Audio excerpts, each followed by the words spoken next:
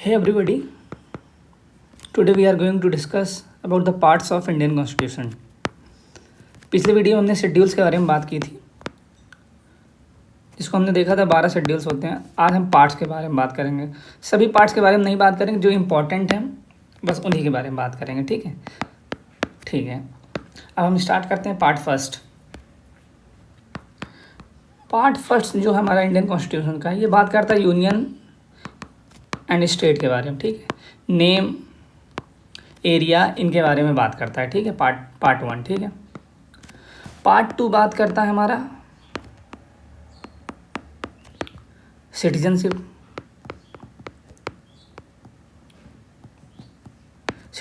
ठीक है, कि कौन इंडिया का नागरिक है, कौन नहीं। ठीक है, सिटीजनशिप 5 तरीक़ों से मिलती है। ठीक है, एक्वायर की जाती है। आप ये जान लीजिए।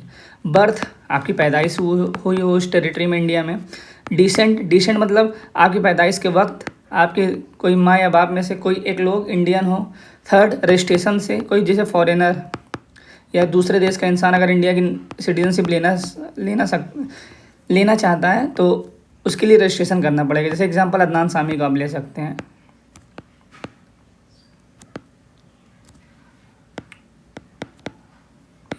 चौथा, नेचुरल वे से नेचुरलाइजेशन, इसमें भी आपको एप्लीकेशन फॉर्म एक फिल करना पड़ता है। ठीक है, तो उसके ज़रिए से मिलती है। पांचवा जो तरीका है, acquisition of territories. Acquisition of territory, ठीक है, इसको हम समझते हैं क्या है। से इंडिया ने 1961 में कंट्रोल लिया किसका है, गोवा का। गोवा इंडिया का पार्ट बना 1961 में। ठीक है, तो जब गोवा इंडिया का पार्ट बना तो जो गोवा में लोग रह रहे हैं वो ऑटोमेटिकली इंडियंस हो जाएंगे। ठीक है, तो इसका मतलब ये होता है एक्विजिशन ऑफ टेरिटरी। ठीक है, जब इंडिया कोई सी भी टेरिटरी को एक्वायर करेगा, जैसे गोवा, सिक्किम, ठीक है, तो इस तरीके की टेरिटरी को जब इंडिया लेगा तो टेरिटरी के साथ साथ, उस ज़मीन के साथ साथ वहाँ के लोग भी इंडिया का पार्ट हो जाते हैं। ठीक है, तो ये सिटीजनशिप का कंसेप्ट है। ठीक है, पार्ट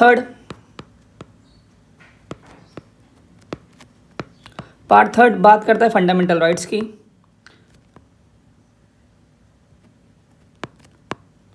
फंडामेंटल राइट्स की बात करता है, जो कि बहुत इंपॉर्टेंट है। ठीक है, इसको हम देखेंगे एक सेपरेट वीडियो में। इंपॉर्टेंट टॉपिक है। ठीक है, बड़ा टॉपिक है। पार्ट 4 बात करता है DPSP, शॉर्ट में कहा जाता है, पूरा इसको कहा जाता है डायरेक्टिव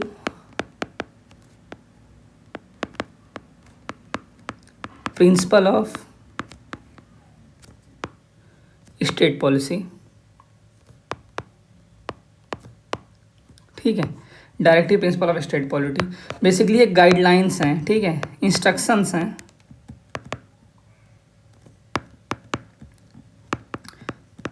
गवर्नमेंट के लिए या स्टेट के लिए कि हमें किस राह पे आगे बढ़ना है। ठीक है, किस रास्ते पे हमें आगे बढ़ना है। ठीक है, किस वे में हमें देश को आगे ले जाना है। किस मतलब एक होता है ना एक बेस, ठीक है, कि किस बेस में हमें कानून बनाने हैं, किस हिसाब से कानून बनाने हैं, हमारा विज़न क्या है हमारे देश को लेके, तो इसमें ये बताया गया है। ठीक है, फंडामेंटल राइट लिया गया है USA से, DPSP लिया गया है आयरलैंड से। ठीक है, ये आप याद रखिए। अब पार्ट 4A, इसमें बताया गया है फंडामेंटल ड्यूटीज़।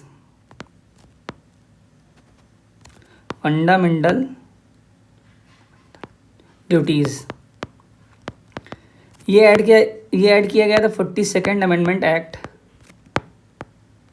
1976 ऑन, और रिकमेंडेशन दी थी किस कमेटी ने रिकमेंडेशन दी थी, स्वरण सिंह कमेटी। ये आपको याद रखना पड़ेगा। ठीक है, इसको भी देखेंगे। और इसको कहाँ से लिया गया है, USSR। ठीक है, जो उस समय USSR था। ठीक है, वहाँ से ये लिया गया है। ठीक है, ये फीचर। पार्ट 5 है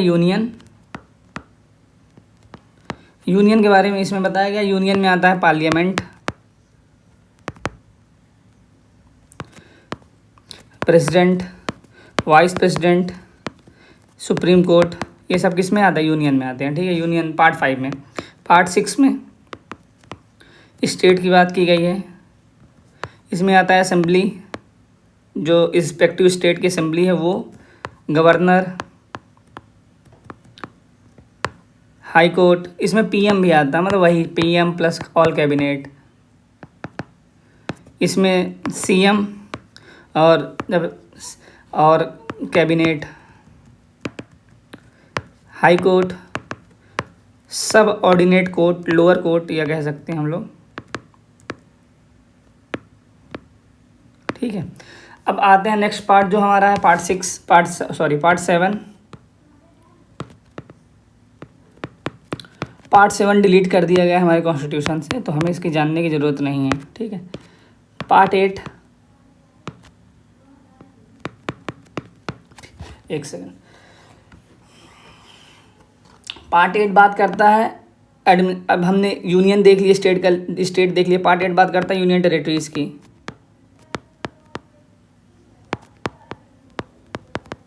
एडमिनिस्ट्रेशन,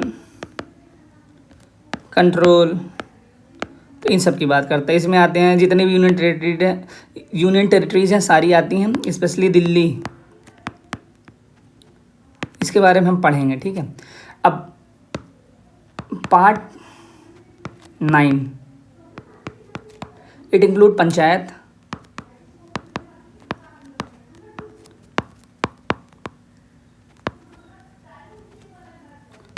ठीक है। पंचायत में टोटल है 29 सब्जेक्ट्स, ये याद रख लीजिए आप लोग, पूछ लेता है कभी कभी फैक्चुअल चीज़ें। 29 सब्जेक्ट। ठीक है, पंचायत अगर यूपी के कंटेक्स्ट में बात करें तो 3 टायर में होती है, प्रधान, ब्लॉक प्रमुख, ठीक, तीसरा जिला अध्यक्ष।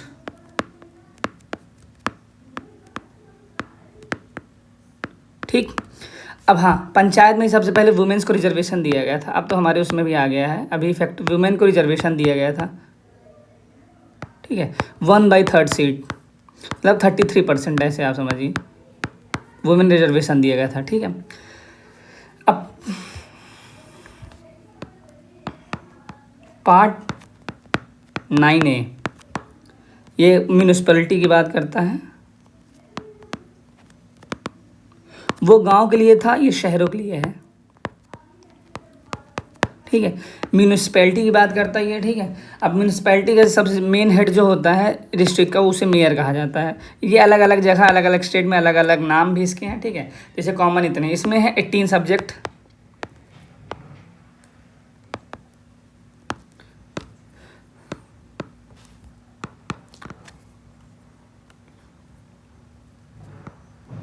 पार्ट 9B, इसमें बात की है कोऑपरेटिव सोसाइटीज़ की।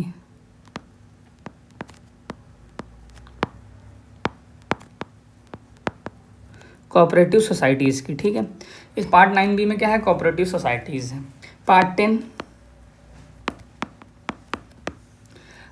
10 में बेसिकली है शेड्यूल एरिया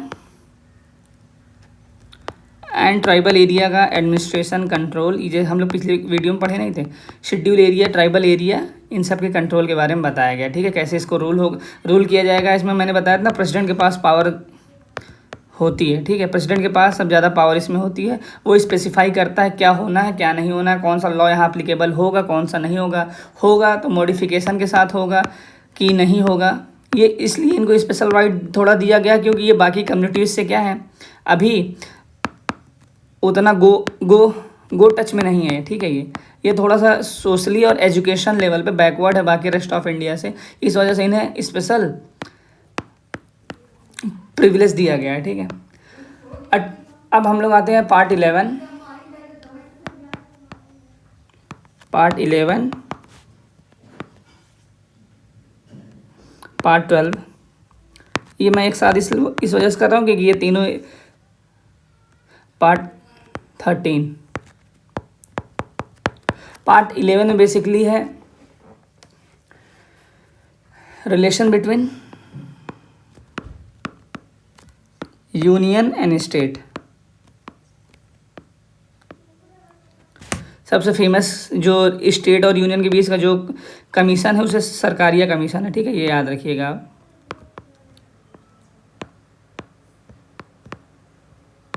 ठीक है। पार्ट 12 में जो है, पार्ट 12 में बेसिकली है finance, property,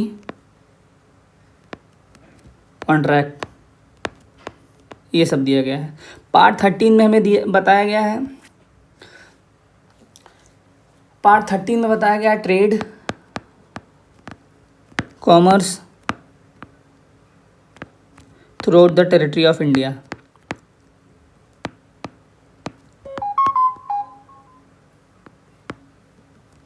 territory of India, ठीक है। पार्ट 14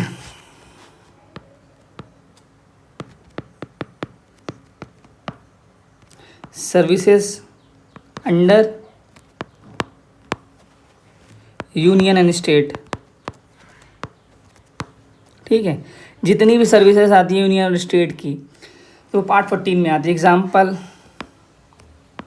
IAS, IPS, IRS, इस जितनी सेंट्रल गवर्नमेंट की जॉब हैं, स्टेट की जैसे PCS, ठीक है, इनकी जितनी भी जॉब है स्टेट के अंडर में आती है। ये सब किस में आती हैं? पार्ट 14 में, ठीक है। पार्ट 14A ये बात करता है हमारा ट्रिब्यूनल्स, ठीक है।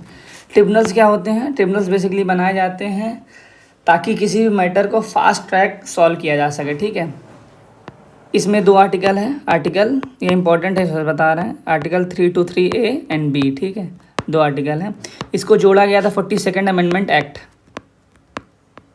1976 के थ्रू, ठीक है। Part 15,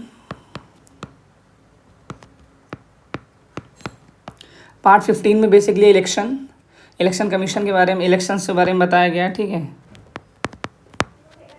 election commission of India, ठीक है। ये किसका, कौन कौन सी इलेक्शन देखती है? पार्लियामेंट इलेक्शन, किसी भी स्टेट का असेंबली इलेक्शन,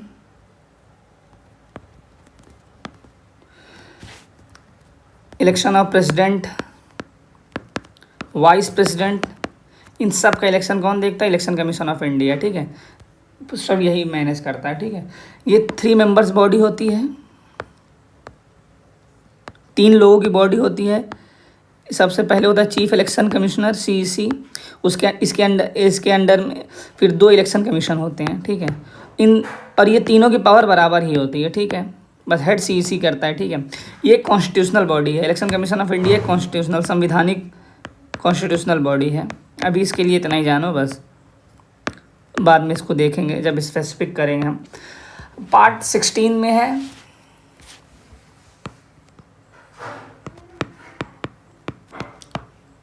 पार्ट 16 में स्पेशल प्रोविजंस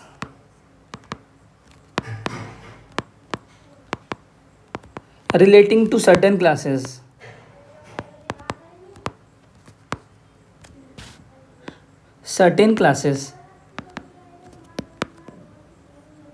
ठीक है। जैसे हमारे कॉन्स्टिट्यूशन में SCs, STs, women's, physically handicapped, minorities, इन सबको कुछ स्पेशल प्रिविलेज दिए गए हैं, ठीक है। फंडामेंटल राइट्स में रिजर्वेशन जैसे आप ले सकते हैं, और स्कॉलरशिप्स, जितने भी अफर्मेटिव एक्शंस होते हैं, ठीक है, वो लिए गए हैं। जो SC ST वुमेन और माइनॉरिटीज़ के जितने भी हो, किस में आता है? पार्ट 16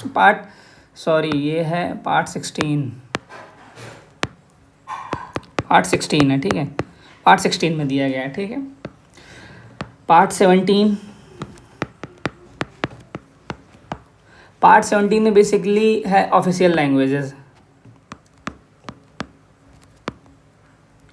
जितने भी हमारा कॉन्स्टिट्यूशन रिकॉग्नाइज करता है, जितनी लैंग्वेजेस को।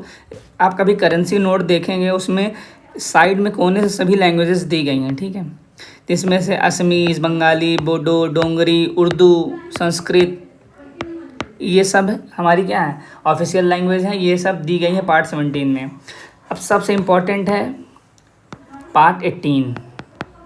ये अच्छा टॉपिक है, पूरा टॉपिक है, इसको हम लोग स्पेसिफिक अलग से देखेंगे, ठीक है। इसको आप देख लेंगे, ये क्या है? इमरजेंसी प्रोविजंस हैं इसमें। इमरजेंसी के बारे में सिर्फ बताया गया, ठीक है। आप ऐसे समझिए इमरजेंसी, ठीक है। मोटा मोटा ये समझ लीजिए इमरजेंसी 3 तरीके से होती है। नेशनल इमरजेंसी,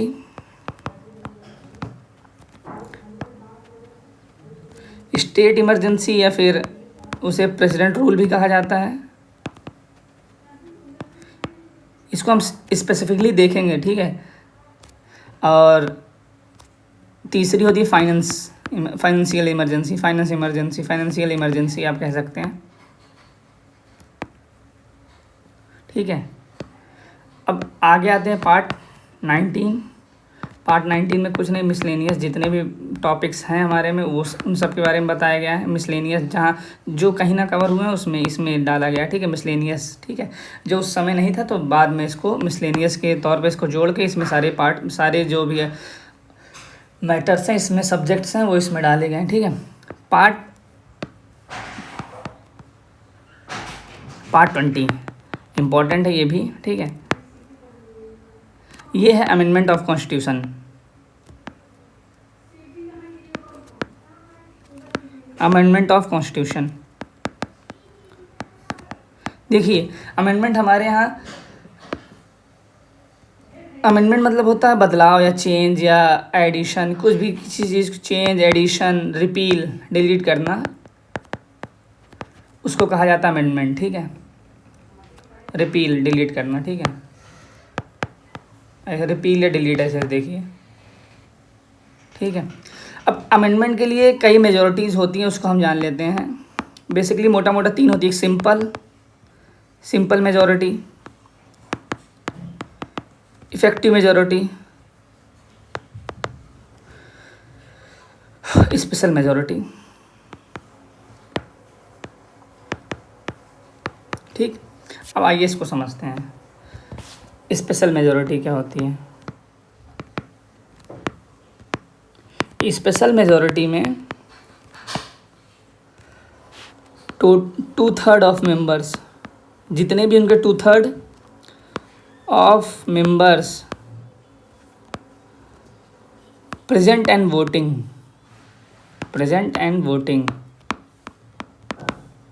ठीक है। इसे क्या क्या कहा जाता है, ठीक है, 2/3 of member present and voting. इस तरह की मेजॉरिटी की स्पेशल मेजॉरिटी होता है। और ये नॉर्मल मेजॉरिटी जो 273 का मार्क है उससे ऊपर होनी चाहिए, ठीक है, इससे ऊपर होनी चाहिए, ठीक है। अब इफेक्टिव मेजॉरिटी क्या होती है।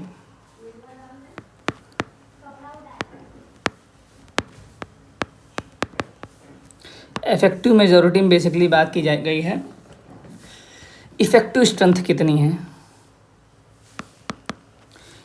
इफेक्टिव स्ट्रेंथ का मतलब जैसे 545 की हमारी क्लासरूम है, ठीक है, उसमें से पाँच बच्चे एब्सेंट हैं, एब्सेंट नहीं सॉरी 5 लोगों की डेथ हो गई है, ठीक है, ऐसे समझिए। 10 लोग डिस्क्वालीफाई हो गए हैं। अब इफेक्टिव स्ट्रेंथ कितनी बची, 530 की, ठीक है, 530 की इफेक्टिव स्ट्रेंथ बची ना। अब इसकी मेजॉरिटी कितनी होगी, इसकी मेजॉरिटी होगी हमारी 2 से डिवाइड कर लीजिए, 265, ठीक है, 265 है, ठीक है। यानी 265 प्लस हमें क्या चाहिए, मेजॉरिटी चाहिए, ठीक है। अब जितने भी मेंबर प्रेजेंट रहेंगे, अब 530 स्ट्रेंथ है, मान लीजिए प्रेजेंट है 500, ठीक है, तो 500 का आधा 250 हुआ, लेकिन 250 नहीं, हमें 265 प्लस मेजॉरिटी चाहिए, ठीक है। जितनी इफेक्टिव स्ट्रेंथ है हाउस की उसके आधे से ज़्यादा, ठीक है, इसे कहा जाता है इफेक्टिव स्ट्रेंथ, ठीक है। अब मेंबर जितने भी 530 के 530 प्रेजेंट रहें या फिर उसके जितने भी कम, मान लीजिए 400 प्रेजेंट हैं, तो भी हमें इतनी ही मेजॉरिटी चाहिए, इसे क्या कहा जाता है, इफेक्टिव मेजॉरिटी, ठीक है। अब आते हैं सिंपल मेजॉरिटी। सिंपल मेजॉरिटी मतलब जितने लोग प्रेजेंट हैं और वोटिंग उसका हाफ, ठीक है, उसका 50% प्रेजेंट एंड वोटिंग अगर है तो उसे सिंपल मेजॉरिटी का। जैसे सपोज दैट 500 लोग प्रेजेंट हैं तो इसके आधा कितना होगा, 250, ठीक है। अगर 250 to 50 प्लस है तो हमें ये सिंपल मेजॉरिटी में आ जाता है, ठीक है। ये सिंपल से 3 मेजॉरिटी है। एक होती है एब्सोल्यूट मेजॉरिटी, ये भी जान लीजिए,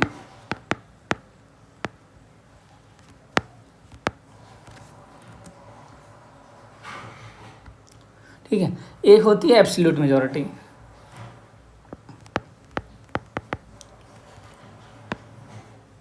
अब इफेक्टिव एब्सोल्यूट मेजॉरिटी मतलब होता है कि जैसे टोटल स्ट्रेंथ कितनी है हमारी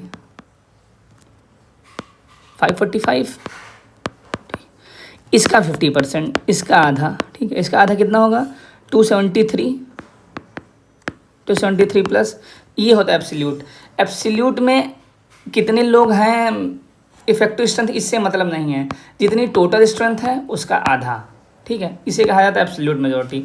इफेक्टिव में क्या था, स्ट्रेंथ कितनी है 545 की, पर हैं कितने, ठीक है, मेंबर्स 530, इसका आधा, ठीक है। अब एब्सोल्यूट में ये नहीं है, जितनी स्ट्रेंथ है उसका आधा, ठीक है। और इसमें इफेक्टिव में जितने मौजूद हैं उसका आधा, ठीक है। सिंपल में जितने लोग आए हैं क्लासरूम में पार्लियामेंट में, ठीक है, मान लीजिए जितने भी बच्चे आए हैं, ठीक है, उनका आधा, ठीक है। ये तीनों डिफरेंस आप इसको समझ लीजिए, ठीक है। एक बार फिर मैं आपको बता दे रहा हूँ, ठीक है। एब्सोल्यूट मेजॉरिटी में हम हमारे पार्लियामेंट की स्ट्रेंथ है 545 लोकसभा की, इसका आधा 50%। इससे हमें मतलब नहीं कितने हैं कितने नहीं, इससे मतलब नहीं है। लेकिन कभी अब 545 तो स्ट्रेंथ है, ठीक है। इफेक्टिव पे आते हैं, इसमें से कुछ लोगों की डेथ हो गई, कुछ डिस्क्वालीफाई बचे, अब बचे 530 ही। तो अब इनका जितना भी 530 ही मेंबर हैं, सीट है 545, तो एब्सोल्यूट में इतना चाहिए 545 का आधा, इफेक्टिव में जितने प्रेजेंट है उसका 50% चाहिए, ठीक है। सिंपल में अब सिंपल में ये 545 530, ठीक है, इसका हमें 50% चाहिए। अब सिंपल मेजॉरिटी में होता है आए कितने हैं, अब 530 मेंबर्स हैं, आए मान लीजिए 500 ही प्रेजेंट हैं, इसका 50% अगर हमें चाहिए, तो ये क्या है सिंपल मेजॉरिटी। ये थोड़ा सा कंसेप्चुअल क्लैरिटी होनी चाहिए तभी समझ में आएगा, ठीक है। और इसीलिए मैंने यहाँ पे समय दिया ताकि आपको ये समझ में आ जाए। ये आपका पार्ट्स कवर होता है, ठीक है। मैं आपको बता देता हूँ पार्ट्स सब नहीं याद करने हैं, पार्ट्स 1 से लेके 10 तक ये आपको याद होना चाहिए, ठीक है। उसके बाद पार्ट 14A 15 18 और 20, 1 2 3 4 5 15 आपको याद होने चाहिए। 10 तो ये वैसे ही याद हो जाते हैं, ओरली याद हो जाते हैं, बस इन्हीं 5 को आपको याद करना है, ठीक है। बस पार्ट्स की क्लास हमारी यहीं पे ख़त्म होती है। Thank you to all of you.